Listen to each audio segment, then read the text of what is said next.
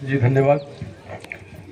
इस कार्यक्रम में उपस्थित सभी हमारी बहनें, मुख्य रूप से हमारे किसान भाई जो बहुत दूर दराज से आए हुए हैं, और इस कार्यक्रम के आयोजक HIL के जो भी हमारे साथीगण हैं, और कृषि विज्ञान केंद्र के आदरणीय प्रभारी महोदय, गन्ना विभाग से आए हुए, गन्ना संस्थान से आए हुए हमारे वैज्ञानिक गण, और भी हमारे जो अध्यक्ष महोदय इस कार्यक्रम के, मैं सभी का क्षेत्रीय अनुसंधान केंद्र सरगटिया की तरफ से सादर आभार व्यक्त करता हूं कि इस तरह के कार्यक्रम में हमको एक बोलने का मौका दिया गया।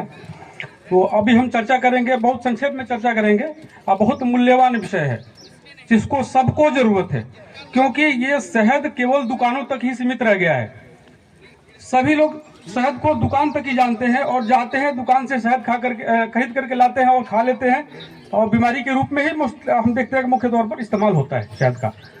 तो हम ये चाहेंगे कि शहद हर घर में बने, हर घर में शहद मिले और हर आदमी को शहद पहुंचे, और बहुत कम पैसों में शहद मिले। जो हम मार्केट से खरीद के लाते हैं, आप 100 ग्राम का शहद का बोतल जो लाते हैं, शीशी लाते हैं, मुझे लग रहा है कि 70-80 रुपए से कम में नहीं आता है। और वही 100 ग्राम शहद अगर आप पैदा करते हैं तो वो मुश्किल से 20 रुपए में मिल जाएगा। तो इतना अंतर आपको हम बताएंगे कैसे आप उसको खुद ही कर सकते हैं। तो आज के समय में पैसा उड़ रहा है, उड़ते हुए पैसे को कैसे पकड़ना है ये हमारे ऊपर डिपेंड करता है। अगर हम थोड़ा सा जागरूक हो जाए तो उस उड़ते हुए पैसे को हम अपने जेब में डाल सकते हैं, और बिना मेहनत के जेब में नहीं डाल पाएंगे। पैसा तो उड़ रहा है, लेकिन उस पैसे को कैसे पकड़ के जेब में डालें ये महत्वपूर्ण है।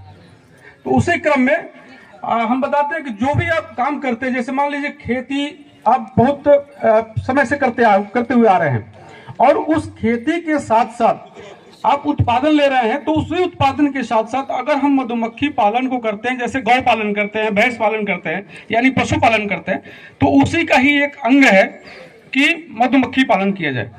तो उस पैसे को हम पकड़ सकते हैं। कैसे करेंगे कि आप देखिए, जैसे मान लीजिए आपके पास एक बागीचा है, और उस बागीचे में इस समय देखिए शहद का टाइम बहुत बढ़िया है, जैसे लीची का टाइमिंग है, आम का टाइमिंग है। आप देखेंगे कि लीची के बाग में जब जाते हैं तो एक अजीब सा इसमें महक आ रहा है, बहुत बढ़िया सुंदर सुगंध आ रहा है लीची के बाग में जब जाएंगे तो। और उस बाग में एक बहुत अजीब सा आवाज भी आता है, खूब इस समय गुनगुनाहट का आवाज आता है। सभी लोग महसूस किए होंगे जो भी लीची के आम के बागों में जा रहे होंगे। तो आवाज वो किस चीज का है? क्योंकि फूल बहुत है, और उस फूल पर करोड़ों की संख्या में मधुमक्खियां हैं, करोड़ों की संख्या में है। वो कहां से है? वो सारी जंगली मधुमक्खियां हैं। मैं देखा था, हमारे यहाँ लीची का बाग है, तो हमने जो मधुमक्खियां पाला है वो मधुमक्खियां लीची के बाग में घूम रही हैं, लेकिन अन्य गांव में मैं गया देखा तो वो सारी जंगली मधुमक्खियां हैं, और उसका फायदा वो मधुमक्खियां उठा रही हैं, लेकिन उन मधुमक्खियों से हम फायदा नहीं उठा रहे हैं। तो हम ये कहेंगे कि अगर मधुमक्खी इस धरती पर न हो तो शायद हम लोगों को भोजन मिलना मुश्किल हो जाएगा। ये किसी वैज्ञानिक आइंस्टीन ने कहा था कि मधुमक्खी अगर ना हो तो हम लोगों को भोजन नहीं मिलेगा। तो उन मधुमक्खियों को कैसे हम उपयोग में करें जिससे हम पैसा पकड़ें। तो उसी क्रम में हम ये चाहेंगे कि मौन पालन एक कहने में तो बहुत बढ़िया है, लेकिन उससे थोड़ा डर भी लगता है। लेकिन जब आप करने लगेंगे तो डर नहीं, पैसा आएगा। कैसे करना है कि आप एक बक्से से या 2 बक्से से शुरुआत करिए। कभी भी हमारे पास रखा हुआ है, हम बार बार पत्र के माध्यम से, रेडियो के माध्यम से, पेपर के माध्यम से ये प्रचारित भी करते हैं कि जो भी किसान भाई हमारे उसके लिए उत्सुक है कार्य करने के लिए, हमारे पास केंद्र पर आए। हम एक प्रशिक्षण आयोजित करेंगे, हमारे कृषि विज्ञान के प्रभारी महोदय ने बताया अभी। तो उस प्रशिक्षण के माध्यम से आपको जानकारी देंगे कि कैसे मधुमक्खी पालन करें, और करें तो छोटे से शुरुआत करें, एकदम से बड़े से ना करें। तो जैसे आप शुरुआत करेंगे तो एक बॉक्स में कितना लागत लगता है? मुश्किल से 4000 रुपए का लागत लगता है एक बॉक्स से शुरुआत करने में, आपको बस 4000। उस 4000 से आप 40000 एक साल में बना सकते हैं। कैसे बनाएंगे? उस बॉक्स को रखिए और देखिए कि जैसे जैसे मधुमक्खी आपकी शहद, ये शहद निकालने का बहुत ही उचित समय है।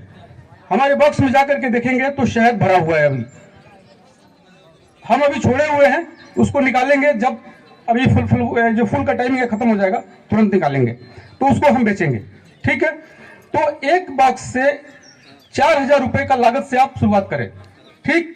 और उस 4,000 में एक साल में आप एक बॉक्स से, मैं बहुत कम बता रहा हूं, केवल 10 किलो का शहद निकालते हैं, कुछ नहीं निकालेंगे तो 10 किलो तो आराम से निकल ही जाएगा। और उस 10 किलो का कीमत जोड़िए कितना होगा।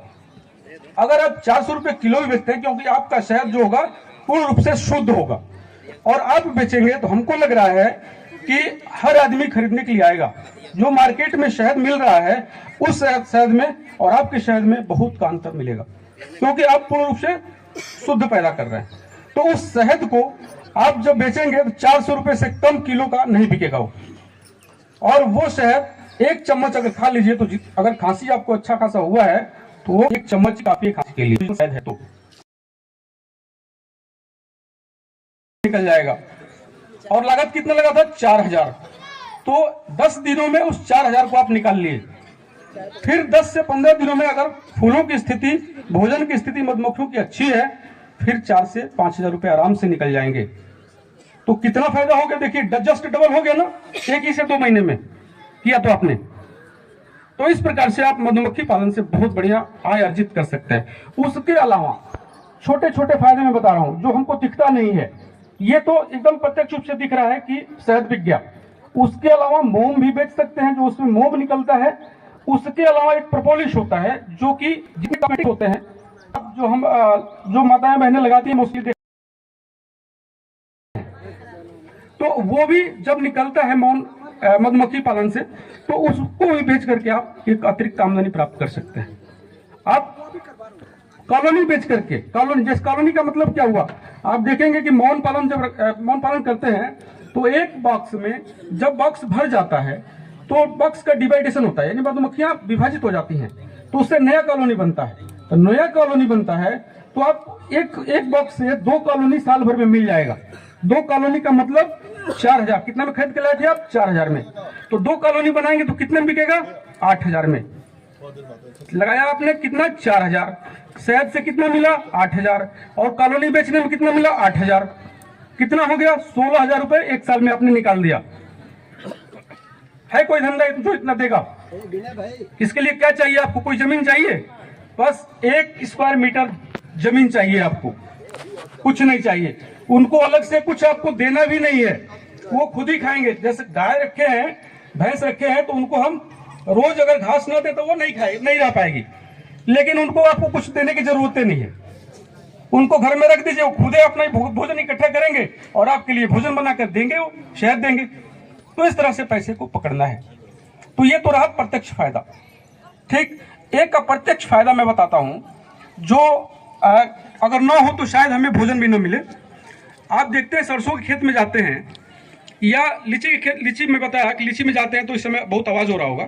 तो अगर वो लीची में न रहे मधुमक्खियां, सरसों में न रहें या किसी भी फूल पर न जाएं, तो उसमें पॉलिनेशन नहीं होगा, परागण नहीं होगा। और परागण नहीं होगा तो जो उसका उत्पादन होगा वो घट जाएगा। जैसे लीची है, आप लीची का रंग देखते हैं ना, बहुत बढ़िया सुंदर होता है। तो जिसमें पॉलिनेशन, मधुमक्खियां अगर ज्यादा संख्या में जाती हैं तो उस लीची के क्वालिटी में और जिसमें नहीं जाती हैं उस लीची के क्वालिटी में बहुत अंतर हो जाएगा। और उसके फल के साइज में और फल के आकार में और फल के उसमें संख्या में भी बहुत अंतर हो जाएगा। जिसमें नहीं जाएंगी बहुत कम होगा और जिसमें जाएंगी वो फलों से लद जाएगा। तो ये अप्रत्यक्ष रूप से फायदा हुआ। अगर एक पेड़ में 15 किलो भी लीची बढ़ गया, 15 किलो भी लीची बढ़ गया, तो सोचिए 15 किलो का कितना कीमत है। अगर 50 रुपये किलो भी लीची बिक रहा है तो एक पेड़ से आपको कितना मिला? 750 रुपए। वो आपको नहीं दिख रहा है, अगर मधुमक्खी नहीं रहेगी तो वो आपको 750 रुपए नहीं मिलेंगे। उतना कम हो जाएगा आपका, आम में उतना कम हो जाएगा, सरसों में उतना कम हो जाएगा। जैसे सरसों आप लगाते हैं तो एक खेत में मान लीजिए अगर छोटा सा एरिया लगाया है जिसमें हमको 10 किलो सरसों मिलना है, एक छोटे से एरिया में लगाया, तो अगर मधुमक्खी नहीं गई तो 10 किलो मिल रहा है। मधुमक्खी अगर जा रही है उसी खेत में तो आपको सीधे 1.5 सरसों मिलेगा। 1.5, 10 डेढ़े 15 किलो, तो 5 किलो सरसों आपका वैसे ही बढ़ गया, जो हमको नहीं दिखता है। आप सरसों के खेत में जाइएगा, देखिएगा मधुमक्खियां कितनी आवाज करती हैं। तो ये मधुमक्खियों का फायदा है, आपको बताता हूं। अगर आप छोटे से शुरुआत करें तो इससे पैसा ही पैसा पकड़ सकते हैं। मैं बताऊं कि मैं गया था एक बार दिल्ली, संक्षेप में बताना चाहूँगा। मैं दिल्ली गया था, तो जो शहद हम लोग बेच रहे हैं 400 रुपये किलो, तो वो क्या किया था उसने, एक मॉल में उस फ्रेम को निकाल दिया। जो मधुमक्खियों के अंदर फ्रेम होता है, इसमें कोई करता है मधुमक्खी पालन? कोई है किसान भाई? कोई नहीं करता है। हम चाहेंगे कि 2-3 लोग भी शुरुआत करें, हमसे आकर के सीखें, हम सिखाएंगे और शुरुआत करें, तो उसका फायदा आपको दिखने लग जाएगा। तो मैं दिल्ली गया था, तो मैं एक मॉल में गया, तो वहां क्या था, मैं देखा कि उसने क्या किया था कि जो शहद निकाल के नहीं बेच रहे थे, वो क्या कर रहे थे, फ्रेम को ही निकाला और जिसमें शहद बनता है उसी शहद को फ्रेम वाइज टुकड़े टुकड़े कर दिए उसने। 20 टुकड़े बना दिया एक फ्रेम में, इतना बड़ा बड़ा टुकड़ा, और प्लास्टिक के डिब्बों में उनने भर दिया था।